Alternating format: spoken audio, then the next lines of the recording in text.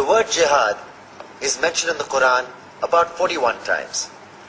The words mercy, peace and compassion are mentioned about 355 times.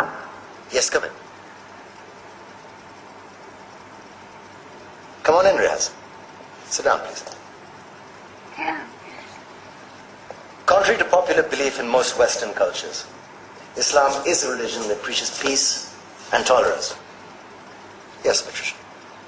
If Islam truly is a religion that preaches peace, then how come the world's most troubled spots, the West Bank, Afghanistan, Pakistan, Iraq, they're all plagued with Islamic terrorism? Well, that depends on your definition of terrorism. Some might argue that the US invasions of countries like Iraq and Afghanistan are also acts of terrorism. No, those were acts of war to get rid of despotic regimes. Or a means of getting at a country's oil. Conspiracy theories. Well, May I? Yes, please. Go ahead, Riaz. Mr. Khan is right. I mean, if we're talking about terrorists, the world's biggest terrorists are the white superpowers. Come on now. No, really, stop and think about it. Explain 9/11. Okay.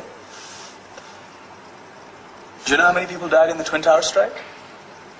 Around 3,000. And do you have any idea how many people died in the bombing of Afghanistan? Take a wild guess. More than 15,000 people died. And that's just conservative figures. About 50,000 tons of explosives were dropped on innocent civilians. Men, women, children. Yeah, but that was because of the Taliban. Now that you brought it up, did you know that the Taliban was a creation of the CIA to fight the Russians? Whatever. They were still harboring terrorists. Yeah, right. Terrorists that were never found.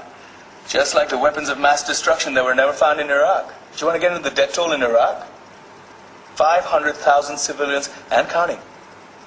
And what do Britain and America say when they don't find these weapons? It's simple.